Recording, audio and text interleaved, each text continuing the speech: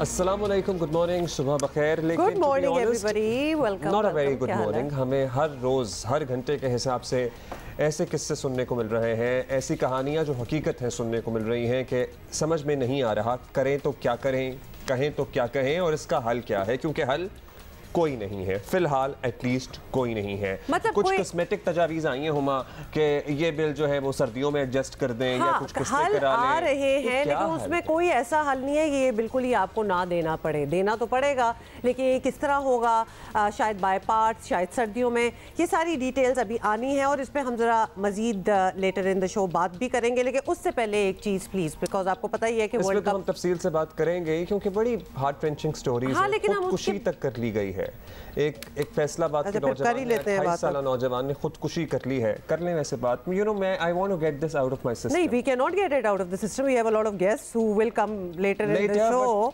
मेरा so दिल बड़ा दुखा हुआ है। तो हम क्या खुशियां मनाएं और क्या सेलिब्रेट करें, and when what things we should look forward to. जब एक पंखा और एक बल्ब का बिल 40,000 रुपए आएगा, पर्टिकुलरली मैं पंजाब के कंज्यूमर की बात कर रहा हूँ, जिसमें देखिए कितनी ज़्यादती है कि जितने प्राइवेट और सरकारी कंज्यूमर हैं, वो कंज्यूमर जिन्होंने बिल नहीं दिया, उनका सर्कुलर डेट भरने के लिए जो बैंकों से कर्जा लिया गया है, उस बैंकों के कर्जे पर जो सूद है वो बिल देने वाले, ऑलरेडी बिल देने वाले कंज्यूमर्स से वसूल किया जा रहा है। ये तो बड़ी पुरानी बात है। ये टैक्सों के साथ क्या हो रहा है? टैक्सेस भी तो बिल्कुल इसी तरह ही हैं। जो देते हैं टैक्स वो ही मजीद टैक्सेस भी देंगे। ये नहीं कि आप अपना टैक्स नेट को वसी करें। तो it's the same story all over again. भाई, अगर पेशावर के लाइन लॉसेस हैं, सक्खर के लाइन लॉसेस हैं, हैदराबाद के लाइन लॉसेस हैं, बिजली चोरी हो रही है, आपके अमले की मिली भगत के बगैर बिजली चोरी नहीं हो सकती, ये बात तय है जी। और जब ये बात तय है तो आपने आज तक क्या कार्रवाई की उन लोगों के खिलाफ जिनके साथ मिलकर लोग बिजली चोरी कर रहे हैं?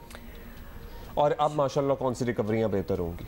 It's a very sad situation. अच्छा जी, हम इस पे हम तफसील से बात करेंगे। What do you mean? Sorry, when I started कि हम इस पे बाद में तफसील से बात करेंगे, तो you started this, अब हम यही बात करेंगे। अब हम दूसरी बातें बाद में करेंगे। Let us talk about this. I mean, how can you? देखिए, हमारे भी तो इमोशंस होते हैं ना, हम इस तरह स्विच तो नहीं कर सकते। अब आपने बात छेड़ ही दी है, लोग खुदकुशियां कर रहे हैं, तो हम क्या खुशियां किटकी मनाएं जो हमारी क्रिकेट टीम की आई है। अब ये ठीक है, सारे ढोल तमाशे चल रहे हैं साथ साथ, लेकिन हालात ऐसे हैं नहीं कि हम जिंदगी में किसी भी चीज को सेलिब्रेट करें।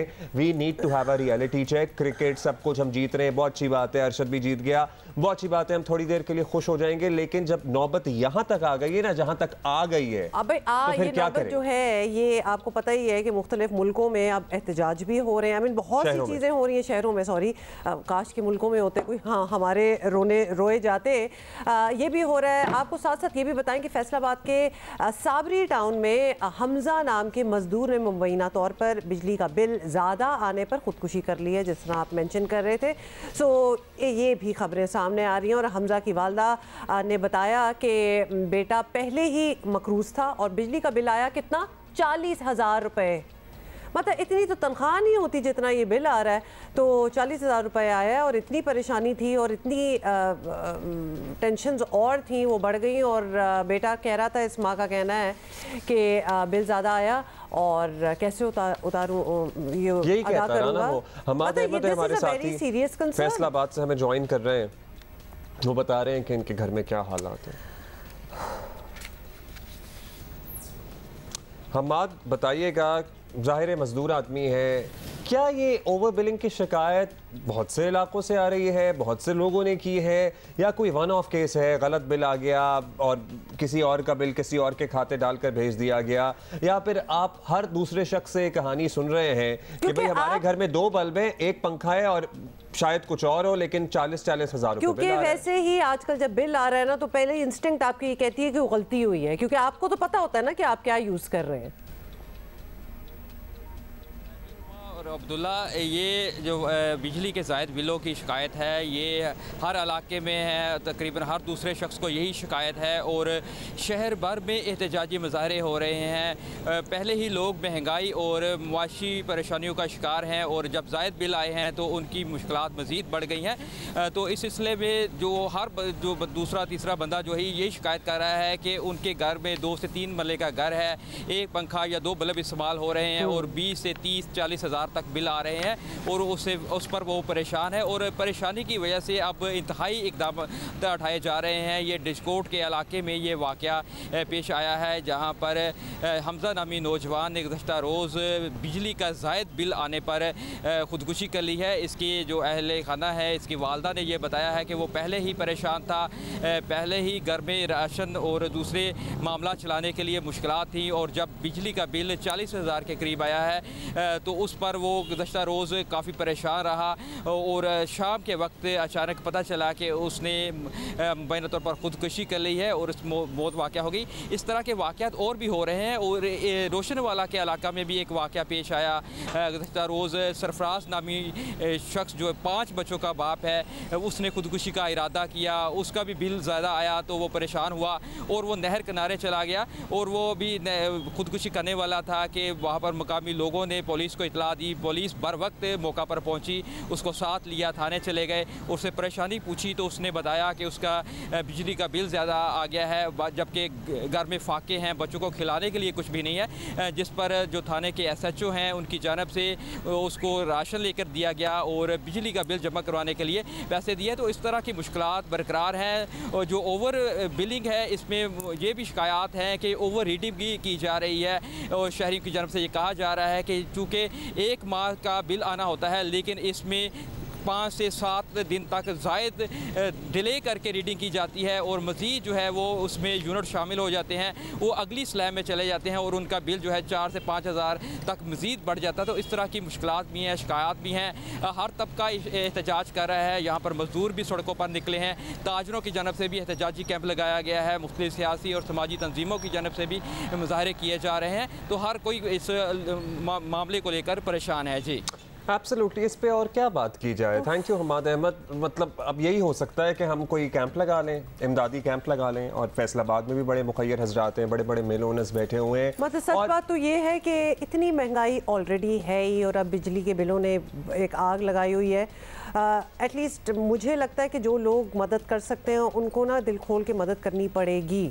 पता है, आप वही आफत समझें जैसे ज़लज़ला आता है, जैसे सैलाब आता है, इस माहौल को वही आफत समझें। हमें ये आफत ज़्यादा वक्त करार दे देना चाहिए। आपको नेचुरल कैलेमिटी, नेचुरल डिजास्टर कुछ समझ लें इसको, व्हाटएवर इट इज़, और दिल खोल के आप मदद करें। लोगों के पास और कोई चारा नहीं रहा, सॉरी टू से, और अल्लाह ना करे हमारे पास कोई ऐसी और ख़बर आए खुदकुशी टाइप, लेकिन जब कुछ और नज़र नहीं आ रहा होता ना और आपके बच्चे भी रो रहे हैं और घर में खाना भी नहीं है और एक बिल जो आपको पे करना ही पड़ेगा वरना वो आपकी बिजली भी काट देंगे और उसके अलावा और इतनी ज़्यादा परेशानियाँ और महंगाई।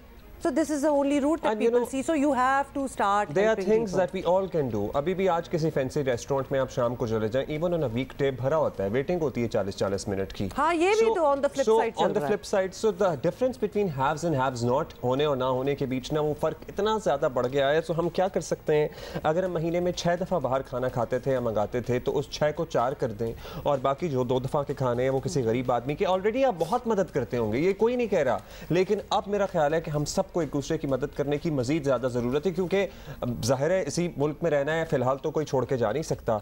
सो और क्या करें, हम इससे बेहतर नहीं है कि हमारे इर्द गिर्द लोग खुदकुशियां कर कर मरे। एक और बात, वो हमने कल भी एक मेंशन किया था, इजलास हो रहा है और कोई आइडियाज निकलेंगे कि how to manage this and everything. Don't wait for that, क्योंकि वो ऑलरेडी जो आइडियाज निकल रहे हैं, मतलब ये माफी नहीं होने वाली कि ये बिल आप ना दें, ये that is not going to happen, ये सिर्फ डिले होगा। फैसलाबाद के शहरी 5 बच्चे घर में भूखे हैं, अंडरस्टैंडेबल सिचुएशन है, लेकिन जब वसाइल नहीं है तो 5 बच्चे क्यों हैं? आई एम सॉरी, ये कोई वक्त नहीं था ये बात करने का, लेकिन यही वक्त भी है ये बात नहीं, ये वक्त हर वक्त ये बात करने का है। ये वक्त है बात करने का, क्योंकि ये बात टीवी पे होती नहीं थी। मुझे बता दें, आपके घर में वसाइल नहीं है, ये फलां XYZ के घर में वसाइल नहीं है, बच्चे पे बच्चा पैदा हो रहा है, व्हाट इज गोइंग ऑन?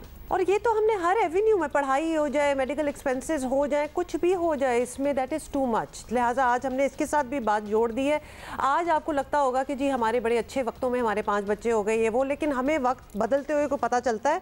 मतलब एश्योरिटी देना, कोई तो ज़िंदगी की गारंटी हो, 2 होंगे तो चांसेस कितने ज़्यादा बढ़ जाते हैं कि वो 2 की अच्छी आप देखभाल कर सकेंगे, व्हाटएवर डिज़ायर आपकी है आप 2 के लिए कर सकेंगे, 5 के लिए आज शायद आप कर सकते हैं, आप कल परसों ट्रांसफर नहीं कर सकेंगे। नहीं, घर में फाके हो रहे हैं, बच्चे कितने हैं? 6, 5, अच्छा, anyway we really have spent too much time on this. हम इस पे जरा मजीद बात करेंगे। आज एक और मीटिंग होनी है to come up with ideas कि क्या किया जा सकता है, उस पर भी हम मजीद बात करेंगे। लेकिन इन द मीन टाइम जो बात हम शुरू में करना चाह रहे थे, ICC क्रिकेट वर्ल्ड कप आपको पता ही है, जस्ट राउंड द कॉर्नर, या ऑलमोस्ट आप इसको समझ लें। उसके लिए पाकिस्तानी टीम की किट जो है वो अनवेल की गई है। तो we have been waiting for the kit for a couple of days जब भी हम क्रिकेट की बात करते हैं, और ये है पाकिस्तान वर्ल्ड कप की किट 2023। अब्दुल्ला जल्दी से बताएं। और इसको नाम दिया गया है स्टार नेशन जर्सी का। वैसे अक्सर ऐसे ही नाम होते हैं, स्टार नेशन जर्सी का। अच्छा, मुझे बहुत अच्छी लगी ये वाली शर्ट, ये वाली किट, क्योंकि बहुत ज़्यादा अगर आप लफ्ज़ समझते हैं घिच मचोला, इसमें there is not too much going on here. I mean, there's little and less is more obviously. अब straight lines के ऊपर एक बड़ा सा सितारा है। अगर यही सितारे छोटे छोटे हो जाते या 2-4 होते तो I would have not liked it, because वो एक किट आई थी, हाँ, लाहौर कलंदर की किट थी जिसमें लाहौर का नक्शा छापा हुआ था। मतलब it was so much going on in the kit, आप distract होते हैं। Okay, I just have one reservation. I like the colors and all colors से तो हम ज़्यादा deviate नहीं कर सकते। मुझे ये grading of color gradient मुझे अच्छा लगा है, except ये जो गले पे 3 लाइनें आ रही हैं ना, ये वो जो एक ज़रा चोकर टाइप होता है, ये मुझे थोड़ा सा गर्ली लग रहा है। ये गले पे 3 लाइनें आना बटन के साथ साथ। मेरी बात सुने, वो सितारा कंप्लीट हुआ है, इट्स अ स्टार। आप समझ रही हैं कि what is the design? It is a big star. Okay, fine. It is a big star and I really like it. Otherwise I really like the... बहुत सारी किट्स हमें आती हैं, हम पहन लेते हैं इवेंट्स पे, लेकिन I would actually like to wear this kit as soon as we get it. और ये पूरा एक इवेंट होता है, आपको पता है, ये तकरीब हुई है जिसमें इस किट की रूनुमाई की गई। ज़का अशरफ साहब ऑब्वियसली वो वहाँ थे, और ये देख ही लें आपके सामने विजुअल्स हैं। I mean it's a very big deal. In fact we have been talking about it as well कि कब वो किट आएगी और हम बात करेंगे। So here it is. Okay, now it looks good. मेरा ख्याल है जब ये मॉडलिंग कर देते हैं ना बाबर आजम, तो फिर अच्छी लगना स्टार्ट हो जाती है। मुझे लग रहा है कि जो नियॉन ग्रीन वाली लाइंस है ना, और नियॉन ग्रीन्स वाली लाइन में अगर एक और हाईलाइट ऐड कर देते ना, तो ऐसा लगता कि वो रोशनी हो रही है उसमें। तो रोशनी तो वैसे ही नहीं, अंधेरा सा है। आपको पता है बिजली के क्राइसिस तो चल ही रहे हैं, तो हम किट में रोशनी क्यों डालें? क्योंकि इन्होंने जो उसके ग्राफिक्स बनाए हुए हैं ना, उस पे सितारे की लाइनों में ऐसा लगता है जैसे। अच्छा, out of all the kits, by the way, out of all the kits अगर आपको नजर आई तो 96 की मुझे किट बहुत अच्छी लगी थी, जिसके अंदर थोड़े से और कलर्स भी थे। क्या हमें नजर आ सकती है अभी? हाँ, दोबारा दिखा देते हैं। बट आई लाइक 2023 की किट अलॉट। वैसे बिला वजह शायद लोग तनकीद भी करें कुछ, क्योंकि हमें वैसे ही आदत है। आपका इशारा है मेरी तरफ? नहीं, आपकी तरफ बिल्कुल इशारा। मुझे ये जो लाइंस चल रही है ना, ग्राफिकली चल रही हैं, अगर ये हल्का सा टिंच एक्चुअली इस कलर का डाल देते ना कहीं, ये जो साथ फ्लैश कर रहा है, जो इन्होंने ग्राफिकली डाला हुआ है, glow in the dark type आपका मतलब डाला हुआ है, सो वो जरा ऐसा लगता है कि glow in the dark type situation है। ओवरऑल जी हमने इसको पास कर दिया है, और आपको पता ही है कि इस फोरम पे बैठे हुए अगर चीज हमें पसंद ना आए तो हम उसको एवे ही नहीं करते pass. This looks actually good, very nice. Yes.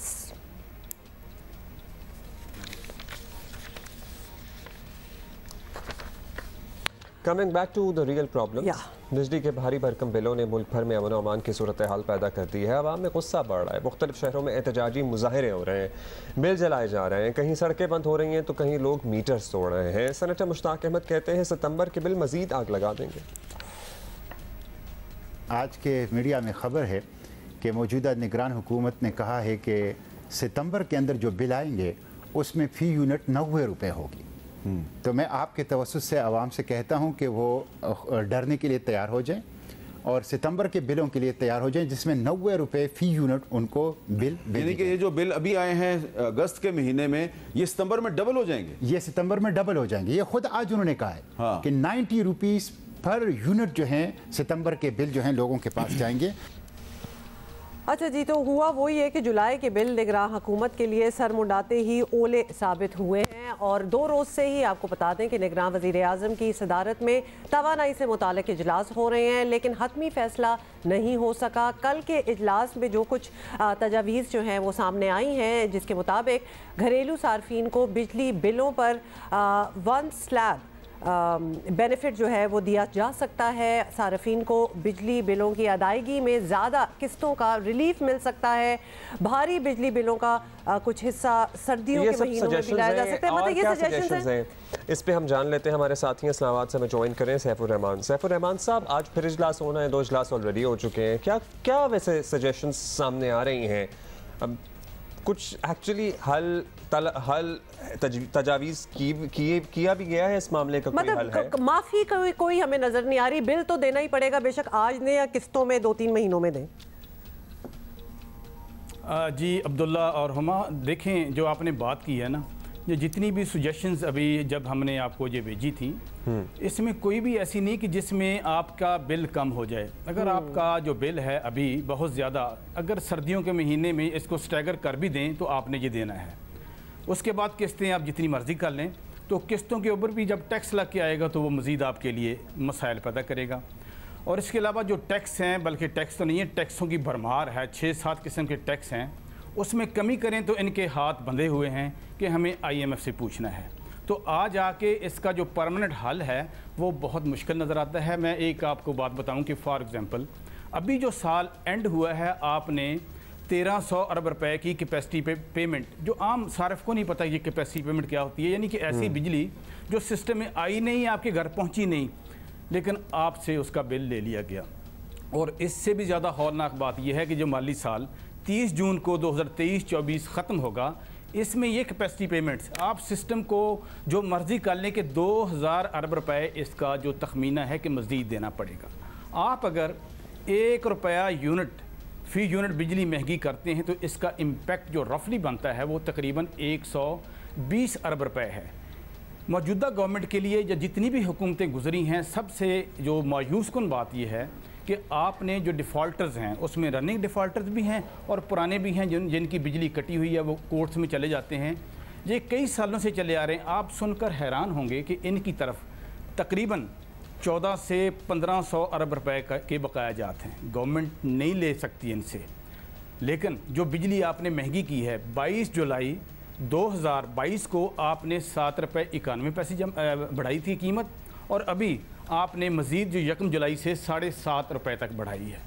तो इसका भी जो इम्पेक्ट है मजमूई तौर पर जो बोझ आएगा माली साल के एंड तक, ये मजमूई तौर पर भी तकरीबन 1500 अरब रुपए बनेंगे। बेसिकली जो प्राइवेट और सरकारी कंज्यूमर बिल नहीं दे रहे हैं, उनकी वजह से जो डेट जमा हो रहा है, उस डेट को फाइनेंस करने के लिए जो बैंकों से कर्जे लिए जा रहे हैं, उसका इंटरेस्ट भी हमसे ले रहे हैं, वो डेट भी हमसे पूरा कर रहे हैं। ऑलरेडी जो बिल दे रहा है कंज्यूमर वो मर रहा है। अब मुझे ये बताइए, क्या कुछ ऐसी तजावीज़ भी हैं ज़ेरे गौर, या नहीं ये बहुत दूर की हम लेके आए हैं कौड़ी, कि भाई जिन इलाकों में लाइन लॉसेज हैं, जिन कंपनियों में लाइन लॉसेज हैं, जैसे पेशावर की कंपनी है जो पूरे खैबर पख्तूनख्वा के मामला देखती है, ऑलमोस्ट 35% वहाँ पे लॉसेज हैं, बिजली चोरी होती है या ज़ाया हो रही है, जो भी हो रहा है, उनका खमियाजा उसी इलाके के लोग भुगते हैं। ये जो खमियाजा है पंजाब का कंज्यूमर या एल्सवेयर का कंज्यूमर क्यों भुगत रहा है? वो भी बिल पंजाब से क्यों लिए जा रहे हैं? या सखर में अगर लाइन लॉसेज हो रहे हैं तो बाकी सखर वालों से पूरा करें फिर। देखिए, ये जो बात है अगर आपको समझ आ रही है तो ये पूरे का पूरा एक 15-20 बंदों का टोला बैठा है, जिसमें सेक्शन ऑफिसर से लेके CEOs तक पता नहीं कितने अदारे हैं। ये बड़ी सादा सी बात जो आपने की है, इसकी ख़राबी मैं बताता हूँ। ये है कि मुल्क में जो टैरिफ है वो यूनिफॉर्म है। ये यूनिफॉर्म क्यों है? ये सारे का सारा जितना भी किया धरा है, जो आपके जितने भी ये पॉलिटिकल फिगर्स हैं, इन्होंने असम्बलियों से ये सारे के सारे बिल पास किए हुए हैं। क्योंकि जब हेस्को में वो अपने जो जितना भी उनका नुकसान होगा नहीं देंगे, तो जाहिर है वहाँ के जो भी खड़ा होगा कौमी असम्बली में उसको वोट नहीं मिलेगा। पॉलिटिकली इन्होंने इसको यूनिफॉर्म करवाया गया है। जाहिर है जब एक बंदा 40 रुपये नुकसान करता है, मैं इस्लामाबाद में बैठा हूँ, ISCO का बिल मुझे देना चाहिए, लेकिन मैं इस्लामाबाद में बैठा हुआ मुझे पेस्को का, हैदराबाद का, सखर इलेक्ट्रिक पावर कंपनी का और कोयटा का वो मुझे देना पड़ता है। सबसे बड़ी खराबी ये है कि मुल्क में जो टैरिफ है वो यूनिफॉर्म है, जो नहीं होना चाहिए। क्योंकि कंपनी को पता है, हेस्को के CEO को पता है, कोई मसला नहीं है कि अगर टैरिफ बहुत ज़्यादा है तो उधर फैसलाबाद वाले बैठे हैं, इस्लामाबाद में सारे का सारा कोशिश कोई नहीं करेगा ना इस तरह। बिल्कुल एक और प्रॉब्लम, लेकिन उसमें हम टू मच नहीं जाएंगे, हम सिर्फ will put it out there. दुनिया में चॉइसेस होती हैं कि आपने अपनी बिजली कौन सी कंपनी से लेनी है, हमारे यहाँ वो भी नहीं है। We have a sort of a monopoly here कि जो बिजली मिल रही है आपको वही लेनी पड़ जाएगी। दूसरी बात ये ताजिर बरादरी जो है हमारी, they will never see sense. Day light को आप यूज़ करें, शाम को आप बंद करें। हमें ये समझ नहीं आती कि हुकूमत की ये रिट क्यों नहीं है कि वो ये करवा सकें the things that make sense. हुकूमत वो क्यों नहीं करवा सकती, whereas the rest of the country has to suffer because of it. Saifur Rahman, आप ये बता दें कि आज जो इजलास जो होना है जिस पे बैठेंगे सारे सर जोड़ के, हम एक्सपेक्ट करें कि कोई नए आइडियाज़, कोई इनोवेटिव चीज़ें निकलेंगी, या फिर यही कि डिफर कर दे बिल को, इंस्टॉलमेंट्स में कर लें, यही होगा, मतलब देना तो होगा। देखें, आपका जो रेवेन्यू है उसका जो इम्पैक्ट आएगा, जिस तरह हमने बात की वन स्लैब बेनिफिट की, वन स्लैब बेनिफिट अक्सर सार्फिन को नहीं पता। कभी ये होता था कि फॉर एग्जांपल आप 350 यूनिट बिजली इस्तेमाल करते हैं तो उसमें 200 तक का अलग है टैरिफ और 50 तक का अलग है थोड़ा सा बेनिफिट में। लेकिन मसला ये है कि टैक्स ख़त्म करें, वन स्लैब बेनिफिट को अगर आप फैसिलिटी प्रोवाइड करते हैं, सबसे बड़ा मसला ये है, या टैक्स ख़त्म करते हैं कि इसका जो रेवेन्यू इम्पैक्ट है वो कहाँ से पूरा करना है। गवर्नमेंट फॉर एग्जांपल सब्सिडी पंच करती है, पहली तो बात यह गवर्नमेंट को पैसे नहीं है, अगर करती भी है तो और आप क्या नाम है कर्जा लेंगे। जब कर्जा लेंगे तो आपका डेफिनेटली फिस्कल डेफिसिट बढ़ेगा, तो आज आके आपका CPA पूर जाएगा और अगले साल फिर दोबारा टैक्स लग जाएंगे। ये सिस्टम बहुत ख़राब है और इसको सेक्रेटरी पावर भी कबूल कर चुके हैं। इसका हल जो है मेरा ख्याल है कि बहुत ज़्यादा माहिरीन की खिदमत हासिल करनी पड़ेंगी, और जो IPPs की जो कैपेसिटी पेमेंट है कि आप कुछ भी ना करें, 2000 अरब रुपया तैयार रखें कि आपने इस साल भी देना है। तो इन हालात में इसका फ़िलहाल कोई हल नज़र नहीं आता। आप सार्फिन के लिए कोई हल नहीं है कि किस्तें बना दें, स्टैगर कर दें। भाई पैसे तो आज नहीं तो कल देने हैं आपने। ऐसे ही है। बहुत शुक्रिया आपका सैफुर रहमान साहब। कैपेसिटी पेमेंट के मसाइल हैं, यूनिफॉर्म टैरिफ के मसाइल हैं, मतलब कितनी ज़्यादती है अपनी पॉलिटिकल माइलेज के लिए। अगर मेरी बात सुने, पेशावर वाले को ये पता होता कि मेरी यहाँ से रिकवरियाँ नहीं हैं और मेरी यहाँ से क्योंकि रिकवरियाँ नहीं हैं इसलिए ज़्यादा लोगों को मेरे ही इलाके में टैरिफ देना पड़ेगा, तो शायद लोगों में भी सेंस आती और वो भी मेहनत करता रिकवरी जब आपको ये अश्योरिटी होना कि नहीं सारा बोझ इन पे नहीं आएगा, उधर हैदराबाद सब पे बराबर बोझ आएगा तो देना पड़ेगा, जो मर्जी कर लेते हैं। ये सेंस और ये इसको फ़रोग देना, ये that is what is happening over here. इस पर हम बहुत बात कर सकते हैं और इंशाल्लाह आगे जाके भी बात करेंगे। We are trying to find ideas कि किस तरह इसको बेहतर किया जा सकता है। इन द मीन टाइम कुछ और आइडियाज़ कहीं और से आ रहे हैं, जैसा कि ब्रेक तो हमने ले ली है, लेकिन आपको पता ही हमारा एक सिलसिला है दिल का रिश्ता का। वैसे अगर बिजली जैसी चीज़ों पे दिल के रिश्ते में बातें होना स्टार्ट हो जाए तो फूट ही पड़े ना फिर लड़ाइयाँ, क्योंकि एग्रीमेंट तो हो ना। शादीशुदा जोड़ों को लड़ाई और इख्तिलाफ राय करते वक्त किन बातों को मद्देनजर रखना चाहिए ताकि हालात को मामूल पर लाया जा सके, पता है किन टॉपिक्स को भी, हाँ, और एक हद से ज़्यादा इख्तिलाफात ना बढ़ें, ये जानिए एक्सपर्ट से। ब्रेक लें।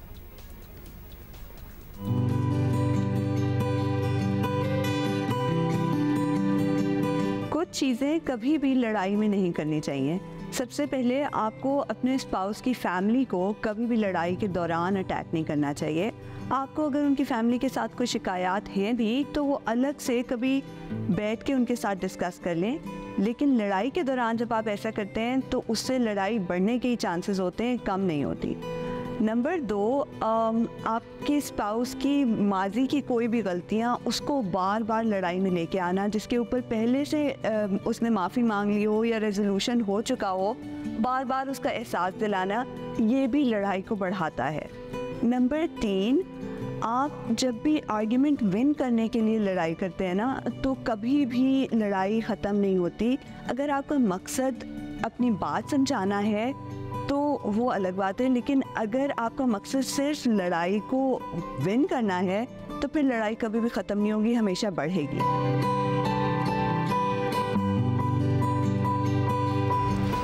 पता सियासत और दीगर मामलात, अब जब अवामी मसाइल और इंसानी मसले होते हैं ना, ये लिटरली एक अलमिया बन गया है। ज़िंदा रहना जब मुश्किल हो जाए तो फिर कौन सी सियासत और कौन से सियासतदान और क्या बात करें इन चीज़ों की, क्योंकि लिटरली अब इस मुल्क में बेशतर लोगों को फ़िक्र ये है कि वो बिजली के बिल कैसे भरेंगे और उसके बाद अपने महीने का खर्च कैसे चलाएंगे। ये आपको लग रहा होगा कि हम तो भाई सालों से कहानी सुन रहे हैं और ये सब कुछ हो रहा है, लेकिन वाकई जो अब हालात हैं ना, ऐसे नहीं देखे। तो बिजली के बिलों ने ऑब्वियसली आपको पता है मुल्क के हर तबके की नींदें उड़ा दी हैं और सब अपना एहतजाज जो है वो रिकॉर्ड भी करा रहे हैं, इधर हम बात भी कर रहे हैं। इन मुजाहरों में ताजिर बरादरी पेश है, सियासी रहनुमा भी उनके एहतजाज का हिस्सा हैं और ताजरों की जानिब से बिजली के बिल भरने से इनकार किया जा रहा है, बल्कि वो आपको पता है ना अपने बिल जला भी रहे हैं। अच्छा, वैसे एक बात बताऊं, और हकीकत ये है कि मैं बहुत सारे लीडर हैं जिसमें PDM के और दीगर जमातों के लीडर भी शामिल हैं। शर्म होती है, कोई 18 दिन पहले तक आप हुकूमत में थे और आप बिजली के बिलों पे एहतजाज रिकॉर्ड कर रहे हैं और ट्वीटें कर रहे हैं और मतलब उस वक्त क्यों नहीं किया जब कुछ कर सकते थे? दिया जाए, मतलब किस मुंह से यार, किस मुंह से? वैसे उसी मुंह से जिससे आज ये कर रहे हैं एहतजाज का हिस्सा है। तो साथ साथ आपको ये भी बता दें ये सब कुछ तो हो ही रहा है और पिछली हुकूमतों की जानिब से जब बिजली की बचत मुहिम शुरू की गई, ये ताजिर ही थे जो खुलकर मुखालफत भी करते थे। आपको याद है ना, और ये बातें हम बहुत बार मेंशन कर चुके हैं कि अगर ताजिर बरादरी आप लोग ही साथ मिल जाएं, कुछ आप लोग भी हेल्प आउट करें कि ये बहरान सारे ना आए, तो काफ़ी फ़र्क पड़ सकता है। लेकिन you are so rigid to any change yourself, जैसे कि सुबह सुबह आपने दुकानें खोलनी नहीं है क्योंकि आपका एक वो लाइफस्टाइल बन चुका है और लोगों के लिए भी भाई आप खोलेंगे तो लोग पहुंच ही जाएंगे ना। जब शाम को दुकान बंद होगी तो लोग नहीं, उनको पता होगा ना कि बंद है, हम कुछ नहीं कर सकते, तो सुबह 8 बजे जाएंगे। पूरी करनी है वो तो आएगा, वो क्यों नहीं आएगा भाई? दुनिया में बड़े बड़े मॉल्स होते हैं और लिटरली सुबह 8-9 बजे वो खुल चुके होते हैं। बेशक मॉलों में रश हो या ना हो, बेशक 2 बंदे आते हों, लेकिन वो खुलेंगे और फिर वो 5-6 बजे तक बंद हो चुके होंगे, रात के 12 बजे तक खुले नहीं रहेंगे। दैट्स योर प्रॉब्लम अगर आपने कोई चीज़ उन टाइमिंग्स पे ना खरीदी। और इवेंचुअली लोग सीख जाते हैं। जैसे कि एक ज़माना था जब हमारे यहाँ फ्राइडे की छुट्टी होती थी ना और सैटरडे संडे वर्किंग होता था, फिर वो दुनिया भी बदल ही गई ना। अब हमें पता है कि कब छुट्टी होती है और कब काम पे जाना है। So just do it already. ताजरों से बात करनी है। अंजुमन ताजरान सिंध के सदर जावेद कुरैशी साहब हमारे साथ मौजूद हैं। जावेद साहब शुक्रिया वक्त दिया। जावेद साहब, बिल तो सभी के लिए बड़े हैं, लेकिन जाहिर है ताजरों का रिएक्शन बहुत ज़्यादा आ रहा है। बिजली जो टीमें आ रही हैं उन पर हमले भी किए जा रहे हैं, दफातर का घेराव भी किया जा रहा है, धमकाया भी जा रहा है, हंगामा आराई तक नौबत आ गई है। जब आप लोगों से कहते हैं कि आप कुछ मदद करें, उस वक्त आप एहतजाज करते हैं और अब आप फिर एहतजाज कर रहे हैं। देखिए जी, ताजिरों का रिएक्शन इसलिए बनता है कि ताजिर इस वक्त इंतहाई परेशान है और मौजूदा मंथ का जो बिल आए हैं उसमें बेताशा इजाफा है और उसकी वजह से ताजिर ये बिल अदा नहीं कर पा रहे और कारोबार ये समझें कि बिल्कुल ख़त्म हो चुका है। लेकिन यानी जिस तरीके से आप जिसकी तरफ इशारा कर रहे हैं कि ताजिर ने कहीं कोई वायलेशन की है, तो ये गलत बात है। ताजिर ने कहीं वायलेशन नहीं की। आप मतलब पूरा मुल्क ही इसमें परेशान है, सिर्फ ताजिर नहीं वैसे परेशान। लेकिन ऐसा नहीं कि बिजली के बिलों वाला हादसा एकदम से अचानक हुआ है, नोबडी न्यू कि क्या हो गया। सबको पता ही था कि बात कहाँ जा रही है और कहाँ तक पहुँचेगी। तो इसकी 2 बड़ी वजूहात हैं, ये भी बड़ी अच्छी तरह पता है। बिजली चोरी, जिसमें अक्सर सॉरी टू से लेकिन ताजिर भी मुलव्वस होते हैं, और दूसरा है बिजली का ज़िया, जिसे रोकने के लिए मार्केट्स के औकात महदूद करने का कहा जाए तो आपके जो लोग हैं, आप लोग सारे इस बात को नहीं मानते। इस पे हम कितने सालों से, तो हम इस फोरम पे बैठे हुए ये बात कर रहे हैं, लेकिन ऑब्वियसली कोई मानता नहीं है। तो कसूरवारों की लिस्ट जो है वो बहुत लंबी है, जिसमें आप लोगों का नाम भी आता है। मैं आपकी बात को अक्सर मुस्तरद करता हूं, जो कि आप ताजरों के ऊपर जो इल्ज़ाम लगाया जाता है कि बिजली की चोरी में इन लोगों की भी मंशा शामिल होती है। हम तो वो काम कर रहे हैं जो दूसरों का गुनाह भी हमारे गलों में डाल दिया जाता है। कमर्शियल मीटरों के ऊपर जो बिजली हम जो कंज्यूम कर रहे हैं, उसके अलावा जो उनके लाइन लॉसेस और बिजली जो चोरी है, वो पैसे भी हमसे वसूल किए जाते हैं। हम तो वो कौन से इस मुल्क का ये कानून है और कौन सा कानून इस चीज़ की इजाज़त देता है। लेकिन यहाँ वो है कि यहाँ एक अशराफिया मौजूद है और जो इनके बिजली तकसीम कार कंपनियों के जो एम्प्लाई हैं, उनको बिजली में बेताशा यूनिट की जो है वो छूट दी गई है। वो बोझ भी आम सार्फिन और ताजिर बरादरी उठा रही है। तो मुझे ये बताया जाए, मैं पूछना चाहता हूँ कि वो हक हमारा बनता है कि हम उनकी भी अदायगी हम करें। बाकी रही एनर्जी क्राइसिस की बात, तो हमने हुकूमत को मुतवातर बार दावत दी है कि जल्दी मार्केटें बंद आपने करनी है तो आप हमारे साथ बैठे, इंशाल्लाह उसमें जो भी अच्छा फैसला होगा मुल्क के खातिर हम जरूर उसके अंदर ताउन जावेद करेंगे। साहब बहुत शुक्रिया आपका, लेकिन आप अभी ये कह रहे हैं, लेकिन जब जल्दी मार्केटें बंद करने की बात आती है तो आप हमारे ही फोरम पे आके मुतअद्दिद दफ़ा कह चुके हैं कि पहले कौन सी सहूलत मिल रही है जो जल्दी मार्केटें बंद कर दें, आप लोग नहीं मानते। इसमें इमेंस रेजिस्टेंस है आप लोगों की साइड से, तो लिहाजा अब ये कह देना कि अभी आप ये कह रहे हैं कि जो अच्छा फैसला होगा वो कर लेंगे, लेकिन आप नहीं करते, ये बात आपको भी पता है।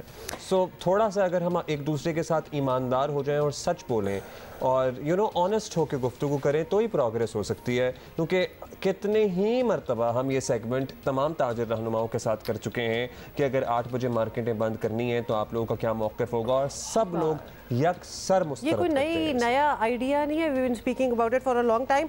General secretary traders association Lahore Chaudhry Ramzan Gujjar हमारे साथ हैं, उनसे भी यही कर लेंगे। गुजर साहब, आप ये बताइएगा कि बिजली के बिलों पर इस बार ताजिर जो है वो सख्त रिएक्शन दे रहे हैं, क्या बिजली कीमत ज़्यादा होने का मसला है या बिलों में यूनिट नाजायज़ डाले जा रहे हैं, क्या एतराज़ क्या है? बिस्मिल्लाहिर्रहमानिर्रहीम। सबसे पहले मैं जियो पाकिस्तान का शुक्रिया अदा करता हूँ कि आपने हमें मौका दिया, और ख़ास तौर पर ताजर बरादरी इस वक्त बिजली के बिलों से इतनी परेशान है कि हर मार्केट हड़ताल की कॉल दे रही है, और कुछ मार्केटों में मुजाहरे भी हो रहे हैं, और इसमें यानी कि 50-60% ज़्यादा बिल लगा दिया गया है, जिससे ताजर बरादरी का सर्वाइव करना बहुत मुश्किल है, और ताजर सरापा एहतजाज हैं। और अगर ताजरों ने एहतजाज शुरू कर दिया तो मुझे लगता है कि सारी कौम साथ निकल आएगी। तो जो आला काम है, मैं उनको ये कहना चाहता हूँ कि आप गौर करें ये क्यों हो रहा है, और इस मसले का फौरी हल निकाला जाए। अगर ये गली गली एहतजाज शुरू हो गया तो ये इस मसले से निपटना बहुत मुश्किल होगा। अच्छा, आप मुझे बता दें कि मसले का मुस्तकिल हल क्या है? एहतजाज करने से आपको लगता है ज़ाहिर है आपकी आवाज़ तो जाएगी, अगर शाम 7 बजे तजावीज़ में आता है कि मार्केटें बंद कर दी जाएं, तैयार रहेंगे आप लोग इसके लिए, या रेजिस्टेंस करेंगे, या जैसे पहले होता रहा कोई रुच नहीं वही सिलसिला रहेगा? दुकानें बंद करने से या किसी को तंग करने से ये तो मसला का हल नहीं है। मसले का हल तो एक सिस्टम की ख़राबी है। जब तक सिस्टम की ख़राबी की तरफ कोई आदमी नहीं जाएगा, सब लोग मिलकर नहीं बैठेंगे, इस पर गौर व फिक्र नहीं करेंगे, तो कभी भी ये मसला हल नहीं होगा। मुल्क का तो सत्यानाश हो गया है, मुल्क तो एक स्ट्रेचर पे पड़ा हुआ है, इसको कौन बचा सकता है? तो जो हमारे सियासी हालात हैं, सियासी इस्तेहकाम नहीं है मुल्क में, पकड़ दकड़ है, तो ये कैसे बच सकता है? ये तो सिस्टम तबाह हो जाएगा। और किसको हम सुनाएंगे? आपको सुनाएंगे? अपने मुल्क के ख़िलाफ़ हम उठेंगे? किसको सुनाएंगे? इन इंतज़ामिया को सुनाएंगे जो हम में से हैं, जो भी महकमे हैं, जो भी इदारे हैं, किसको सुनाएंगे? ये तो बात सबको सोचनी पड़ेगी, सबको एक मुत्तहिद कौम होना पड़ेगा, और सियासी इस्तेहकाम ज़रूरी है। बहुत शुक्रिया चौधरी रमज़ान गुजर, बहुत शुक्रिया आपका। सॉरी टू से, लेकिन आपको ये बात समझ नहीं आई that you are part of the problem. तो ये खुद भी थोड़ी सी मान जाएं। आप कह रहे हैं सिस्टम को ठीक करना पड़ेगा, तो सिस्टम तो ख़राब ही इस तरह हुआ है। जी, हमें आउट ऑफ द ब्लू वैसे तो लोग अपने बिलों की तस्वीरें भी भेज रहे हैं, लेकिन हम लिटरली इस वक्त हिसाब किताब कर रहे हैं। 16,000 से कम किसी का बिल नहीं है, और ये वो लोग हैं जो कहते हैं कि हम इंतहाई मुश्किल से अपनी ज़िंदगी गुजार रहे हैं। लेकिन एक आध कोई ऐसा भी आया भी 2-3 हज़ार रुपये बिल आता है एक पंखे और 2-3 लाइटों का, और ज़ाहिर है घर में कुछ और वॉशिंग मशीन चलती होगी। मुझे आप बताएं, कोई मुझे ज़रा प्लीज़ स्क्रीनशॉट भेजे जिसका बिल इस महीने 3,000 रुपये आया हो। अगर 3,000 is even a bill these days, वो क्या चलाते होंगे? मतलब अगर आप मोबाइल फ़ोन भी अपना चार्ज कर रहे हैं ना घर में, तो फिर भी उससे ज़्यादा ही आएगा। इससे ज़्यादा बन जाते हैं। हाँ, टैक्सेस ही इटसेल्फ बन जाते हैं। तो लिहाजा some people are writing to us के मतलब ये कैसे हो सकता है 40,000 ये हो रहा है। हम अपने घरों में डोमेस्टिक स्टाफ का ही अगर एक सैंपल ले लेना तो उससे ही पता चल जाता है। एक हमारे जावेद भाई हैं, उनकी साइकिल की रिपेयर की दुकान है, साइकिल 32,000 रुपये उनका बिल आया है दुकान का। साइकिल की रिपेयर की दुकान पे नेचुरली एसी नहीं होगा, मशीनें भी क्या आई होंगी, कोई एक आध होगी, पंखा होगा, 2-4 बल्ब होंगे। 32,000 रुपये इस महीने का बिल आया उनका। मतलब ये फ्रूट वाला है ना, ये सामने जो भी आपको तस्वीर नज़र आई है। अब डोंट आस्क अस कि किस महल में रहता है या क्या है, 1 लाख रुपए का बिल उसने हाथ में उठाया हुआ है। So these are not things that we are making. और मेरी बात सुनने, गलती भी हो गई, गलत डाल दिए, यूनिट इजाफी डाल दिए, जाहिर है इसने 1 लाख रुपए की बिजली तो नहीं इस्तेमाल कर ली होगी। ये गलतियां ठीक कराने में जूते घिस जाते हैं जी। रोजी कमाएं, दिहाड़ी पे जाएं, या बिलों के ठीक कराने के लिए दफ्तरों के चक्कर लगाएं। और दफ्तरों के चक्कर क्या मुफ्त में लगेंगे? उसके लिए भी तो आपको कोई रिक्शा, कोई गाड़ी, कुछ तो करना होगा ना, वहाँ जा जाके रोज अपना अपना अपना माथा पीटना होगा। तो these are not exaggerated, we are giving you real life examples। जैसे कि 25,000 से जायद के बिजली बिलों पर लगा 7.5% इनकम टैक्स दहिंदा पर लागू नहीं होगा। अगर आपके बिजली के बिल में ये लग कर आ गया है तो इसे खत्म कराने के लिए टैक्स फाइलर अपना MNR। ये अगर लग के आ गया का क्या मतलब होता है? ये अगर आपकी साइड से गलती हुई क्यों है? ठीक है, mnr.pitc.com.pk पे जाएं, वहां बहुत आला। मैं अपनी बूढ़ी सी जो मेरे घर को आती है उसको ये वेबसाइट दूं कि तुम जाके इसमें फिल कर लो। What are you talking about? ये क्या है? अव्वल तो गलती इज योर्स, क्यों गलती से लग के आ गया? और फिर हम, क्योंकि हम पीछे पीछे नहीं भाग सकेंगे, चलो हम दो तो शायद भाग भी जाएं। कितनी आवाम है आपकी जो इस वेबसाइट पे जाके रजिस्टर करेगी अपनी कंप्लेंट और उसके बाद इंतजार करेगी ये होगा? वो बाय हुक और बाय क्रोक उनको देना ही पड़ेगी ये बिजली का बिल, बिकॉज ये रिवर्स नहीं होने वाला। आई एम सॉरी, ये कोई नहीं करने वाला, कोई नहीं करने वाला। लोगों ने ना, ये नॉर्मल लोगों ने टैक्स लॉयर्स नहीं घर पे रखे होते हैं। अच्छा, और फिर किराए के घर में आधी दुनिया जो है किराए के घरों में रहती है। आप मालिक मकान फाइलर है कि नहीं है? क्या हमें क्या पता रहेंगे आप? ये जो अलिफ लैला की कहानियां लगती हैं मुझे ऐसी बातें। खैर छोड़ें जी, बिल्कुल कोई I am sorry tangible relief ये नहीं है। अभी आगे बढ़ेंगे। वर्ल्ड एथलेटिक चैंपियनशिप में तारीख रकम करते हुए सिल्वर मेडल जीतने वाले अरशद नदीम वतन वापस पहुंचे, उनका शानदार इस्तकबाल किया गया। Pause, I don't know when you said ना वतन वापस पहुंचे और उनका बिजली का बिल बहुत ज्यादा आया मुझे थोड़ा सा ये लगना स्टार्ट हो गया था। No but this is about his achievement. और उन्होंने कहा कि उनका अगला हदफ होगा 2024 के Paris Olympics. You know he can do it, he has all what it takes to get a gold in Olympics. All he needs, उन्होंने खुद भी कहा कि मुझे इंटरनेशनल सतह की सहूलियात दे दें, मैं इंशाल्लाह पाकिस्तान के लिए सोने का तमगा ओलंपिक्स। अच्छा, बहुत सी कंपनीज, इंडिविजुअल्स ने इनकी मदद करने की कोशिश भी की है। Apparently I was going through it on Twitter which is now X, और उसमें एक स्पोर्ट्स बोर्ड की भी एक बाउंड्री बाय द वे बीच में आ जाती है, because they are bound by it और इनको NOC चाहिए होता है for somebody else to help them. तो इसमें भी काफ़ी लकूनाज एंड क्लॉजेज हैं which need to be looked into, because इस सतह का टैलेंट हो, everybody wants to be attached with it, और हर कोई ऑब्वियसली चाहेगा कि हम भी इन्वॉल्व हों और हम भी तो आपकी कोई थोड़ी सी मदद कर सकें। Because if there is somebody who is as talented as disciplined, by the way, क्योंकि इनसे हमारी खुद भी बात हो चुकी है, जितने ये डिसिप्लिन्ड हैं, जितना इनका फोकस है कि what he wants to do and where he wants to get, he does it. World athletics में इन्होंने सिल्वर जीता। बीच में इनकी एक सर्जरी हुई थी, फिर इनको बहुत ज़्यादा इंटरनेशनल मुकाबले भी नहीं मिले खेलने के लिए। उसके बावजूद अगर इनकी ये परफॉर्मेंस है तो कमेंडेबल है। एनीहाउ, अभी हम क्या करें, आगे चलेंगे। और आज बड़ा अहम दिन है और अहम अदालती कार्रवाई है। इस्लामाबाद हाई कोर्ट ने चेयरमैन PTI की सज़ा मअतली की दरख्वास्त पर फैसला आज सुनाया जाएगा में, और तहरीक इंसाफ को आज बड़ी उम्मीदें हैं कि उनके लीडर को रिहाई मिल जाएगी। लेकिन मामला ज़ाहिर इतना सादा नहीं है। चेयरमैन PTI की और भी केसेस में गिरफ्तारी डाली जा चुकी है। चीफ जस्टिस आमिर फारूक और जस्टिस तारिक जहांगीरी पर मुश्तमिल डिवीज़न बेंच ने कल इलेक्शन कमीशन के वकील अमजद परवेज़ के दलाइल मुकम्मल होने पर फैसला महफूज किया था। समात के दौरान इलेक्शन कमीशन के वकील अमजद परवेज़ ने अपने मौक़िफ़ में इस्तदा की थी कि अदालत रियासत को नोटिस किए बगैर कोई फ़ैसला ना दे, जिस पर चीफ जस्टिस आमिर फारूक ने इलेक्शन कमीशन के वकील से कहा कि आपने ये बात ट्रायल कोर्ट में तो की नहीं थी, जिस पर अमजद परवेज़ एडवोकेट ने कहा कि यह साबिक वज़ीर आज़म के खिलाफ करप्ट प्रैक्टिसेस का केस है, जिसके बाद फैसला महफूज कर लिया गया था। दूसरी तरफ दो नहीं एक पाकिस्तान का नारा लगाने वाले चेयरमैन PTI को जेल में हासिल सहूलियात की फहरिस्त भी सामने आ गई है, और गरीब आदमी लिटरली ये फहरिस्त सोचकर सोच रहा होगा कि वो जेल में ही चला जाए। नहीं भाई, बिजली के बिल जब आपको देने पड़े ना, मतलब जेल ही बेहतर है, क्योंकि वहाँ तो आपको सब कुछ देसी मुर्गी भी मिल रही है और मटन भी देसी घी में बना। अटॉर्नी जनरल की जानिब से तफसील करदा फहरिस्त के मुताबिक चेयरमैन PTI को हफ्ते में एक बार देसी घी में पका मटन और 2 बार देसी चिकन दिया जाता है। हम लोग खाते हैं। चेयरमैन PTI को ताज़ा फल, सब्जियां, दालें और चावल जो है वो जेल मेन्यू के तहत दिए जाते हैं। By the way jail menu है, नाश्ता जो है वो ब्रेड है, ऑमलेट है, दही है, चाय है, ये सब कुछ है। और रिपोर्ट के मुताबिक देसी घी में बना हुआ मटन और देसी चिकन जेल मेन्यू नहीं है, बाकी चीजें जेल मेन्यू है, सो उनका एक्सेप्शन ये लहदा होगा। अब आई एम थिंकिंग कि उनके घर से आता होगा ये खाना, क्योंकि जेलों में घरों से भी खाने जाते हैं, आपको पता है। लेकिन आई वंडर कि ये अच्छा, रिपोर्ट के मुताबिक 9x11 का बैरक है जिसका फर्श पक्का है, रंग रोगन हुआ है, एयर कूलर मौजूद है, मैट्रेस है, 4 तकिए हैं, कुर्सी और मेज़ है। बैरक में मौजूद ये सारी चीज़ें मौजूद हैं। वॉशरूम है 7x4 का, ठीक है, और इसकी दीवार 6 फुट बुलंद है। 21 इंच का टीवी है, रोज़ाना अखबार आता है। वॉशरूम की सफाई और कपड़े धोने का अमला रोज़ आता है।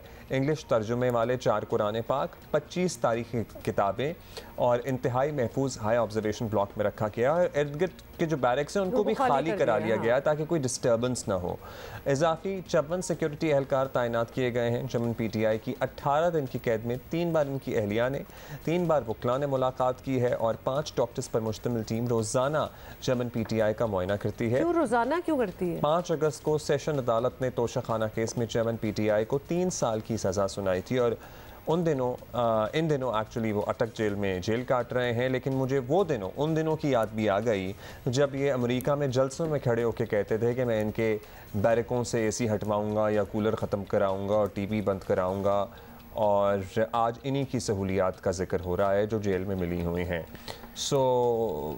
इंसान को डरना चाहिए हमारे कोई भी बात करने से पहले। अवैस यूसुफजई हमारे साथ हैं। पहले एक चीज़ हम क्लियर कर लें अवैस, ये जो सारी रिपोर्ट आई है कि क्या हालात हैं जेल में जहां PTI चेयरमैन हैं, ये नॉर्मल कैदी जो होते हैं, हाई क्लास कैदी जिस तरह ये हैं, this is how they are treated, और यही फैसिलिटीज़ उनको मुहैया होती हैं?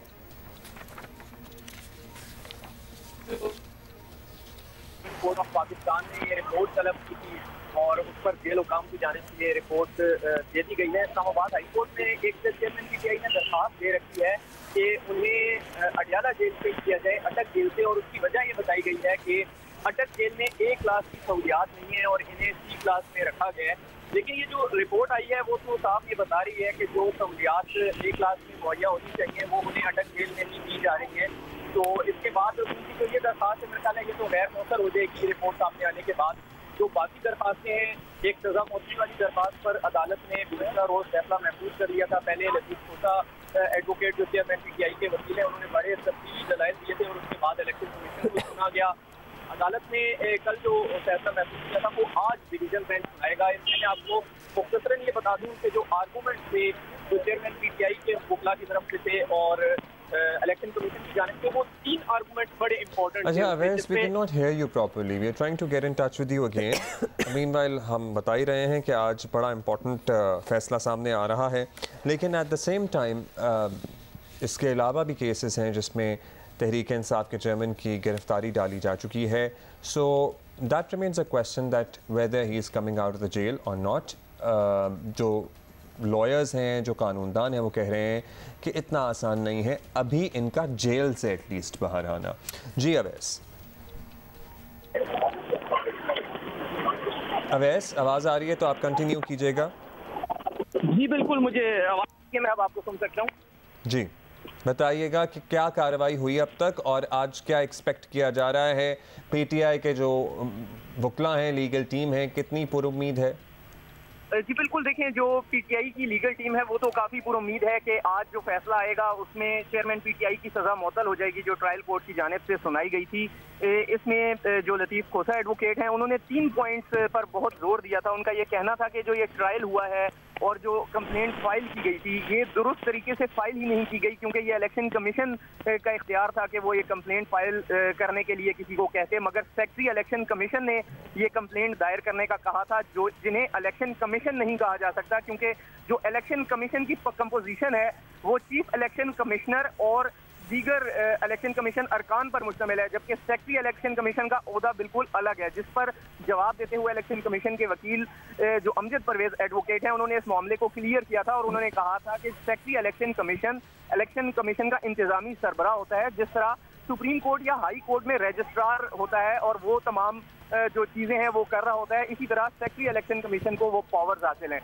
दूसरा जो नुक्ता अहम था वो ये था कि ये जो ट्रायल हुआ है ये दुरुस्त नहीं हुआ, क्योंकि ये कंप्लेंट पहले मैजिस्ट्रेट के पास जानी चाहिए थी। मैजिस्ट्रेट ने स्क्रूटनी करके फिर सेशन कोर्ट को ट्रायल के लिए भिजवाना था, लेकिन इस केस में ये जो एक प्रोसीजर है वो फॉलो नहीं हुआ और मैजिस्ट्रेट के पास कंप्लेंट नहीं गई बल्कि डायरेक्ट सेशन कोर्ट में चली गई। इसका भी जवाब दिया अमजद परवेज एडवोकेट ने और उनका ये कहना था कि ये कंप्लेंट बेशक मैजिस्ट्रेट के पास ना गई हो, सेशन कोर्ट में गई हो, लेकिन एक चीज़ पर तो जो चेयरमैन पीटीआई के वकला हैं वो भी इत्तेफाक करते हैं और वो ये इत्तेफाक करते हैं कि ट्रायल के लिए जो मजाज अदालत है वो सेशन कोर्ट ही है जिसने ये ट्रायल किया है। तो उनका ये कहना था कि इस बात से कोई फर्क नहीं पड़ता कि कंप्लेंट पहले मैजिस्ट्रेट के पास गई है या नहीं, ट्रायल का जो फोरम है वो ये सेशन कोर्ट ही है। और तीसरा बड़ा अहम नुक्ता गवाहों का था कि गवाहों को सुने बगैर ये फैसला जारी कर दिया गया और उनका हक दिफा खत्म कर दिया गया चेयरमैन पीटीआई का।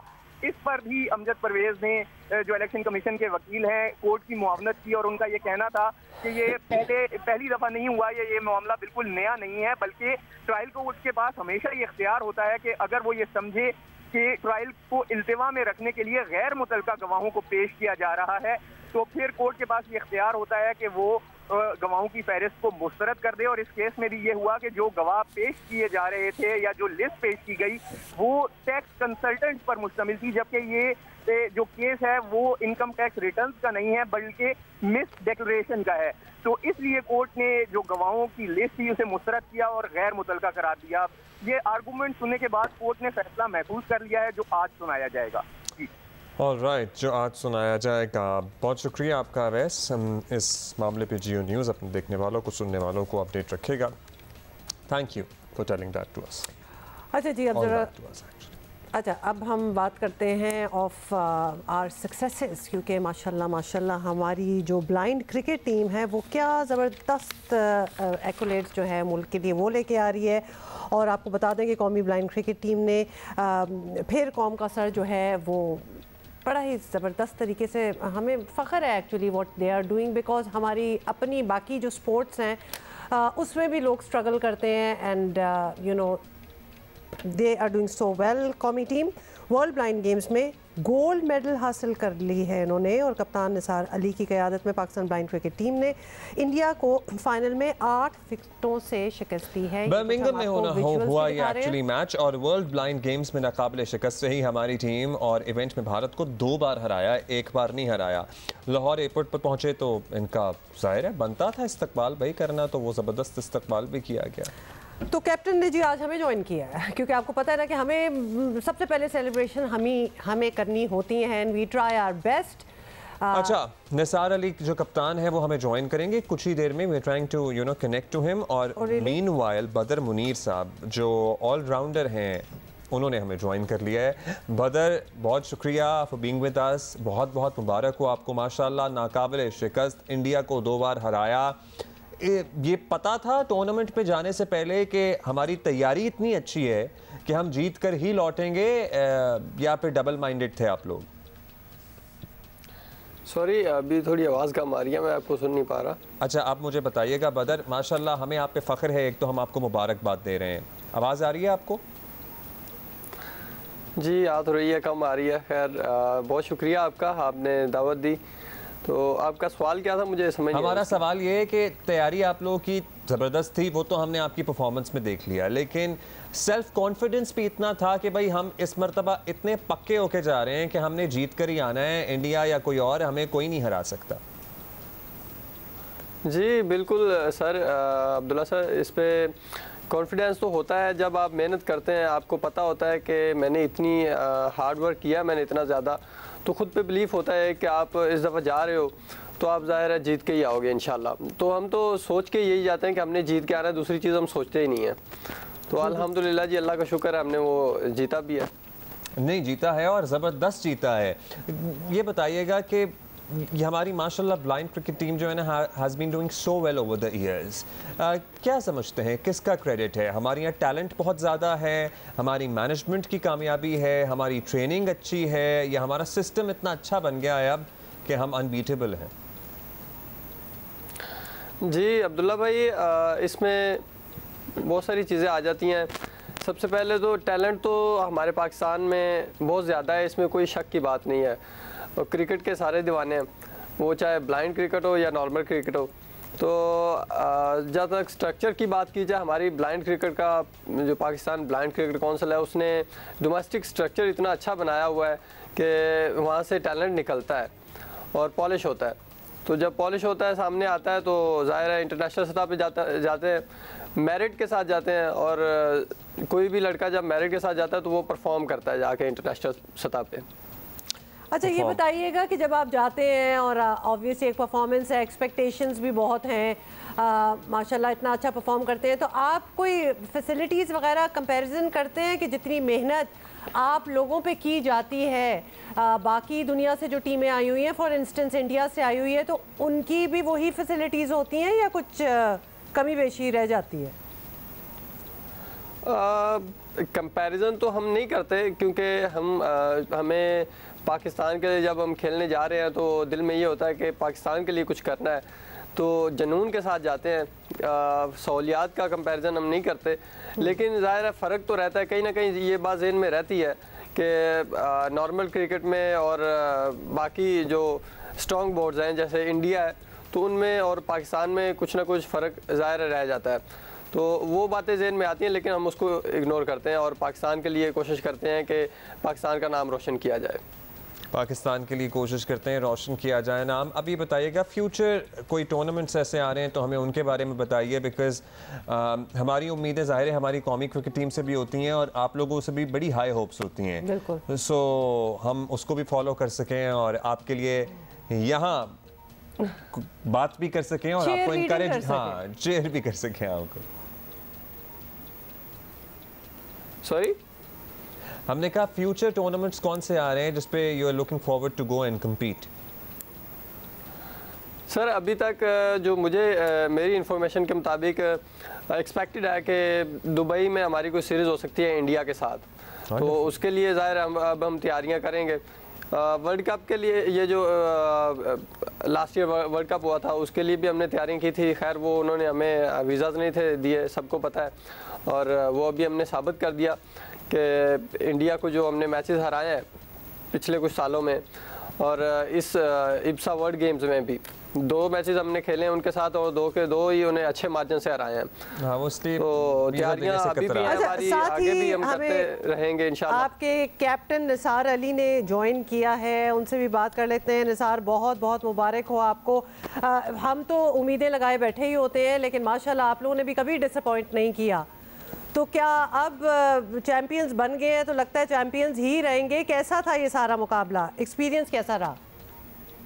जी बिल्कुल, सबसे पहले तो आपका शुक्रिया कि आपने अपने प्रोग्राम में इनवाइट किया है, तो खैर मुबारक भी सब लोगों को मुबारक है। सबसे पहले तो ये ज़ाहिर है पूरे पाकिस्तान के लिए खुशी का मौका है, तो इसमें यकीनन पूरी कौम जो है वो मुबारकबाद की मुस्तहिक है। तो बाकी रहा सवाल चैम्पियंस रहने का, तो इंशाल्लाह जिस तरह से हमारी टीम जो परफॉर्म कर रही है, जिस तरह के परफॉर्मेंसेस का मुज़ाहिरा हमारे प्लेयर्स कर रहे हैं, तो इंशाल्लाह अगर ऐसे ही रहा तो इंशाल्लाह ये चैंपियंस का टाइटल जो है ये बरकरार रहेगा काफ़ी अरसे तक। अच्छा, एज अ कप्तान आपको क्या भारी जिम्मेदारी महसूस होती है अपने कंधों पर? ज़ाहिर है कप्तान का बड़ा किरदार होता है, कभी कोई टीम में टफ टाइम भी देता है, किस तरह मामला सेट करते हैं जिसे कहते हैं ना, वो ज़रा हमें बताएं कुछ। जी, कप्तान जो है मेरी खुशकिस्मती है कि मेरे साथ जो टीम है ये बड़ी अच्छी है और बड़ी कोऑपरेटिव है। हमारे जितने भी प्लेयर्स हैं उनको जो भी ज़िम्मेदारी दी जाती है वो उसको 100% पूरा करने की पूरी कोशिश करते हैं, और जब आप दिल लगा के और पूरी कोशिश से ईमानदारी के साथ एफर्ट करते हैं तो यकीनन उसमें अल्लाह पाक जो है वो आपकी मदद करते हैं और रिजल्ट्स जो है वो आपके हक़ में आते हैं। तो मैं अपने आप को बड़ा खुशकिस्मत समझता हूँ कि मेरे साथ जितनी भी टीम है, चाहे वो प्लेयर्स हैं या हमारे मैनेजमेंट स्टाफ है, बड़े कोऑपरेटिव हैं, और अल्हम्दुलिल्लाह अभी तक तो हमारे रिजल्ट्स जो है वो बड़े पॉजिटिव आ रहे हैं, और इंशाल्लाह मुझे उम्मीद यही है कि आइंदा भी इसी तरह चलता रहेगा और रिजल्ट्स हमारे हक़ में आते हैं। निसार, एक बात बताएं, एक हम अपनी नेशनल जो क्रिकेट टीम है हम उसको ऑब्वियसली फॉलो करते हैं, और हम आजकल ये जिक्र ज़रूर करते हैं कि अभी जो टीम है और जो लोग हैं वो बड़े वेल जेल्ड हैं, बड़े क्लोज ताल्लुकात हैं, दोस्ताना सा माहौल है, और शायद इसीलिए हम इतना अच्छा परफॉर्म कर रहे हैं। तो हमारी जो ब्लाइंड क्रिकेट टीम है वो भी बहुत क्लोज हैं क्या? एक दूसरे से दोस्ती है, भाईचारा है, कोई टेंशन, कोई कंपटीशन आपस में ऐसा नहीं है?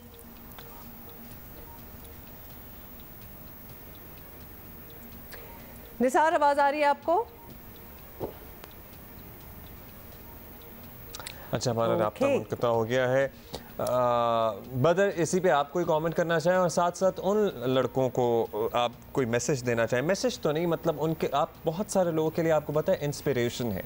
यहाँ नेशनल टेलीविज़न पे बैठ के आप लोगों से बात हो रही है, पूरी कौम को आप पे फ़ख्र है। बचपन में आई एम श्योर बहुत सी मुश्किलात आती हैं। पाकिस्तान में सहूलियात का फुकदान तो नॉर्मल इंसान के लिए है, नॉर्मल क्या मतलब, फिर जाहिर है कि ये बीनाई का मसला हो तो और ज़्यादा मुश्किलात बढ़ जाती हैं। कुछ कहना चाहेंगे ऐसे लोगों को जो इन मसाइल से दो चार हैं?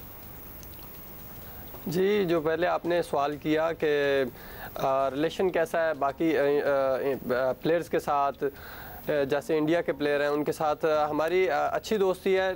बहुत अच्छी तो नहीं कह सकते, मतलब बाद में रब्ता नहीं रखते। जब इवेंट पे जाते हैं तो बड़े अच्छे से उनसे बात करते हैं, दुआ सलाम करते हैं।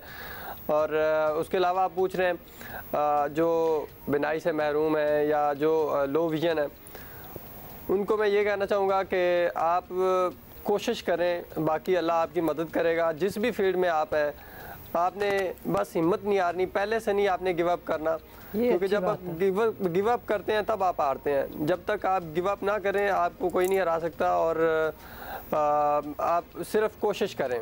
बहुत आपने अच्छी बात की है, बिकॉज आप एंड तक मतलब खेलते रहना, जब जो भी काम हो उसको 100% आखिर तक करना है और बीच में नहीं छोड़ना। आप कुछ कहना चाहेंगे? हमें तो पता लग गया आपको माशाल्लाह बड़ा ज़बरदस्त जेलिन है एक दूसरे के साथ। कुछ ऐसे लोग जो आपको देख रहे हैं जिनके लिए आप इंस्पिरेशन है, उनके लिए कुछ कहना चाहें? जी बिल्कुल, जब आप जेल होके खेलते हैं, कोई भी काम जब आप इत्तेफाक से करते हैं, मिलजुल के करते हैं, तो यकीनन उसके पॉजिटिव रिजल्ट्स जो वो आते हैं। तो जैसा कि आपने पूछा है कि हमारी टीम में माहौल कैसा होता है, तो यकीनन बड़ा दोस्ताना माहौल है और एक फैमिली सा माहौल होता है हमारा। हम कभी भी ये महसूस नहीं करते कि हम अपनी फैमिली से दूर हैं। ऐसे महसूस होता है कि हम अपनी फैमिली में बैठे हुए हैं और सारे काम मिलजुल के हम करते हैं। तो जब आपका माहौल इस तरह का होता है तो यकीनन उससे बड़े पॉजिटिव जो है वो इम्पेक्ट पड़ते हैं। तो बाकी जहाँ तक आपने सवाल किया कि लोगों के हवाले से क्या पैगाम है, तो लोगों के लिए यही पैगाम है कि आप हमेशा अपनी पॉजिटिव एफर्ट जो है वो करते रहें दिल लगा के। तो जब आप पॉजिटिव रह के पॉजिटिव एफर्ट करते हैं तो यकीनन उससे आपको खातर खा फ़ायदे भी हासिल होते हैं और उसमें अल्लाह ताला का जो करम है वो भी शामिल हो जाता है। हमारे सामने भी है माशाल्लाह आप लोगों की सूरत। बहुत शुक्रिया निसार अली, बदर Munir for being with us. मुश्किल काम है बिकॉज चैलेंजेस बहुत हैं मुल्क में, लेकिन if they can do it, मतलब राइज अबव द चैलेंजेस, और माशाल्लाह तो हम सारे मिलके कुछ कर ही सकते हैं। समझ नहीं आ रहा है। अब काउंसिल ऑफ कॉमन इंटरेस्ट में इन्होंने नई मर्दमशुमारी हल्का बंदियों वाला मामला खुद उठाया, खुद उसको फ्रंट फुट पर लेके आए।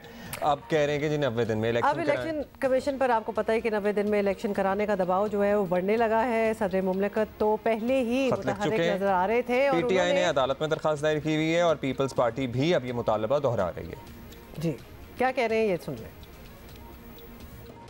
90 दिन के वक्त में जो टाइम मुक़द्दस है आइन के मुताबिक, उसमें इलेक्शन होना चाहिए।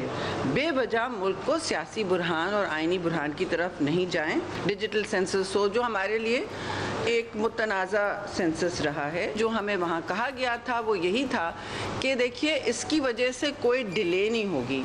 जब सीटों में इजाफा नहीं होना है तो फिर ये नए डीलिमिटेशन की बुनियाद पर आप डिले नहीं कर सकते इलेक्शन। हमें ये भी कहा गया था कि इसकी वजह से डिले नहीं होगा।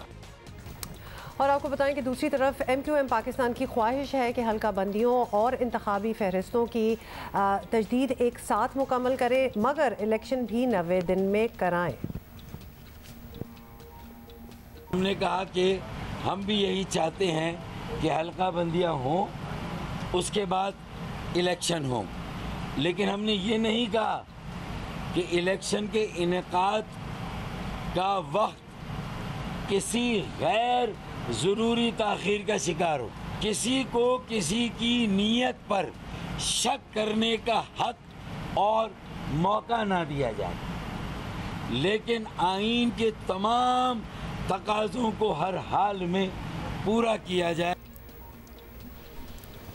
और नवाज शरीफ की वापसी का इंतजार करती मुस्लिम लीग नून को बज़ाहिर इलेक्शन की कोई जल्दी नहीं है, मुनासिब वक्त और माहौल की तलाश में है। रहनुमा मुस्लिम लीग नून एहसन इकबाल कहते हैं कि किसी की ख्वाहिश पर इलेक्शन नहीं हो सकते। आइन के मुताबिक तो हो सकता है। हम तो कहते हैं कि 90 दिन की बजाय 30 दिन के अंदर करा दें, लेकिन मेरे कहने से या किसी के कहने से 30 दिन या 90 दिन में तो नहीं हो जाएंगे ना। जो आइन और कानून है उसके मुताबिक ही होंगे। मुकम्मल इत्तफाक राय के साथ उस मीटिंग में जो सेंसस था उस पर कंसेंसस हुआ। मैं उस इजलास में शरीक था और मेरी मालूमात के मुताबिक वहां पर सिर्फ सेंसस की मंजूरी दी गई थी, और जब सेंसस की मंजूरी दी गई थी तो सब पार्टीज को बखूबी इल्म था कि आइन का क्या तकाजा है, कानून का क्या तकाजा है। जब आप सेंसस को नोटिफाई करते हैं तो उसके बाद इलेक्शन कमीशन के पास चॉइस नहीं है, उनकी सवाबदीद नहीं है। वो आइनी और कानूनी तौर पे पाबंद है कि उस सेंसस की रोशनी में डिलिमिटेशन करें। अच्छा जी, ये आपने सुन लिया। और साबिक secretary election commission Kanwar Dilshad हमारे प्रोग्राम में कह चुके हैं कि इलेक्शन कमीशन ने हल्का बंदियों और वोटर लिस्ट्स के हवाले से जो स्केड्यूल जारी किया है उसके मुताबिक मई 2024 से पहले इलेक्शन मुमकिन नहीं। हल्का बंदी करवाने के लिए इलेक्शन कमीशन ने रोड मैप दिया। 14 दिसंबर को रोड मैप जो है वो मुकम्मल हो जाएगा। इसके बाद इंतखाबी फरिश्तों का मामला शुरू हो जाएगा, उसमें भी तकरीबन 3 माह का अर्सा दरकार है। तो हमें ये नजर आ रहा है कि जब 3 महीने उसमें लगेंगे, मार्च का महीना शुरू हो जाएगा, तब इलेक्शन कमीशन ऑफ पाकिस्तान जो है वो इंतखाबी शेड्यूल सेक्शन 57 के तहत जारी करेगा, तो उसमें 2 माह लगेंगे। तो लिहाजा मुझे तो ये नजर आ रहा है कि आइंदा इंतखाबात जो है वो मई से पहले होते हुए नजर नहीं आ रहे। ज़रा मौक़िफ़ लेते हैं। फैसल करीम कुंडी साहब हमारे साथ मौजूद हैं पीपल्स पार्टी की तरफ से, बहुत शुक्रिया। कुंडी साहब ज़ाहिर है पीपल्स पार्टी इस सारे मामले में क्या कहते हैं, इनकी हम नवा थी जब CEC का इजलास हुआ और हल्के बंदियों में भी बिल्कुल साथ थे। अजीब अब ये बात कैसे मान ली जाए कि पीपल्स पार्टी को पता नहीं था कि ये इलेक्शन का मामला दिसंबर से आगे जाएगा? बिस्मिल्लाहिर्रहमानिर्रहीम। देखें, पाकिस्तान पीपल्स पार्टी का वफ्द आज इलेक्शन कमीशन भी जाएगा और वो यही दोबारा अपनी जो बात है जो दोबारा वहाँ पर उसको जो है कहेगा, जो कि इलेक्शन आइन के मुताबिक होने चाहिए। आइन में यह है कि 90 दिन है। जहाँ तक आपने बात की है कि पाकिस्तान पीपल्स पार्टी के नुमाइंदा वहाँ पे बैठे थे, बिल्कुल बैठे थे। आइन में ये लिखा हुआ है, हमने सेंसस को अप्रूव किया है, उसमें कहीं पर ये नहीं लिखा हुआ कि आप पहले सेंसस कराएंगे उसके बाद आप इलेक्शन करेंगे। सेंसस में आइन में जिक्र है जब अगर आप सीटें बढ़ा रहे हैं, आप इस वक्त सीटें नहीं बढ़ा रहे हैं, लिहाजा आइन में ये लिखा है कि 90 डेज है। जो सेंसस का है वो ये लेजिस्लेशन है, ठीक है। अब आइन बालातर है लेजिस्लेशन से, लिहाजा हम ये कहते हैं कि आप पहले इलेक्शन करा लें, उसके बाद आप सेंसस का जो डिलिमिटेशन है आप बाद में कर लें। इसको कि आप डिलिमिटेशन में आपकी आबादी बढ़ गई है, 24 करोड़ तक हो गई है, लेकिन आप सीटें नहीं बढ़ा रहे हैं। सीटें बढ़ाने के लिए आपको 2/3 मेजोरिटी चाहिए।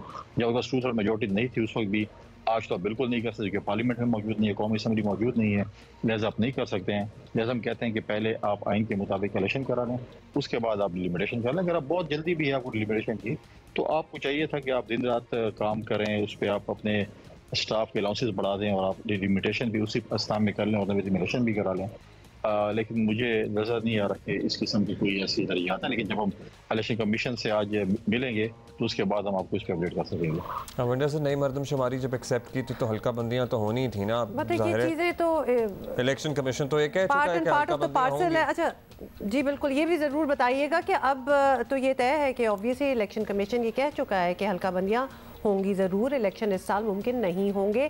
आपका मुतालबा अपनी जगह, लेकिन ज़बानी कलामी तो ऑब्वियसली कुछ नहीं होना। अगर 90 दिन में इलेक्शन नहीं मिलते, जो ऐसा ही लग रहा है, तो क्या करेंगे? कोई लाहे अमल, कोई अदालत का दरवाज़ा खटकाना कुछ सोचा है? देखिए, हमारा डेलीगेशन आज इलेक्शन कमीशन से मिल रहा है, उसके बाद हम जो है जाकर अपने जो CEC की मीटिंग हमारी होनी है लाहौर में, या चेयरमैन पाकिस्तान पीपल्स पार्टी कहीं पे भी मीटिंग कॉल करें, CEC की मीटिंग होगी, CEC में जाकर उसको ब्रीफ किया जाएगा, फिर आइंदा का अमल जो है वो तय किया जाएगा कि हमने क्या करना है। अब जो हम इलेक्शन कमीशन से पहले मिल लें, उनकी क्या चीज़ें हैं, क्या कहते हैं क्या नहीं कहते, तो उसके बाद पार्टी फैसला करेगी कि हमने क्या एक्शन लेना है इसके ऊपर। बहुत शुक्रिया। रहनुमा पाकिस्तान पीपल्स पार्टी फैसल करीम कुंडी हमारे साथ हैं। रहनुमा मुस्लिम लीग नून तलाल चौधरी साहब ने हमें ज्वाइन किया। तलाल चौधरी साहब, बात यही हो रही है कि मरदमशुमारी की मंजूरी देकर मुस्लिम लीग नून और इत्तेहादियों ने खुद ये बुनियाद रख दी कि इलेक्शन वक्त पर ना हो। अब अंदाज़ा ये था कि फरवरी तक बात जाएगी, लेकिन अब बताया जा रहा है कि आम इंतखाबात जो हैं वो मई जून तक भी हो सकते हैं। तो क्या मुस्लिम लीग नून को इतनी ताख़ीर कबूल है? अस्सलाम वालेकुम जियो पाकिस्तान जी। गुजारिश ये है कि मुस्लिम लीग नून को तो election as early as possible suit करता है, और हकीकत ये है कि हमारा जो स्ट्रॉन्ग होल्ड है वो पंजाब है, और पंजाब में इस वक्त जो हमारे मद्दे मुकाबल जो पार्टी थी उसका नाम था PTI, वो इस वक्त मैदान में नहीं है, वो कहीं नजर नहीं आती, वो टूट फूट का शिकार है।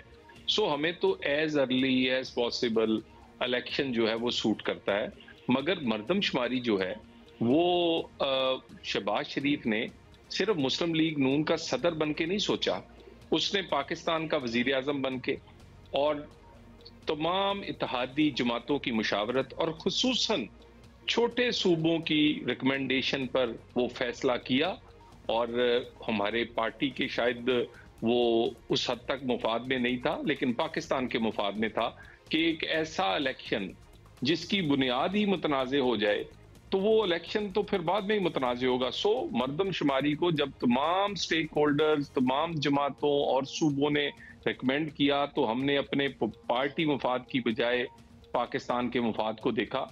और साहब उसके बाद इलेक्शन कमीशन ने खुद ही कह दिया था कि दिसंबर तक तो हल्का बंदियां मुकम्मल होंगी। मतलब समझ में नहीं आ रहा, उस वक्त फिर साथ ये भी तमाम जमातों के नुमाइंदे हमें कहते हुए नजर आते हैं कि भाई इलेक्शन कमीशन जल्द अज जल्द ये काम मुकम्मल करे, मरदमशुमारी तो हम एक्सेप्ट कर रहे हैं, लेकिन ये हल्का बंदियां जल्दी करें, दिसंबर तक बात ना जाए और 90 दिन में इलेक्शन कराएं। ये थोड़ी सी हार्ड टू बिलीव भी लगती है ना, क्योंकि आप लोग you have been here forever, तो कैसे आप लोगों को नहीं पता था कि ये बात बहुत आगे जाएगी? पता था सबको, या तो पता नहीं आपसे किसी ने कराया था या क्या हुआ था। खैर that is it for today and we gonna see you tomorrow इंशाल्लाह।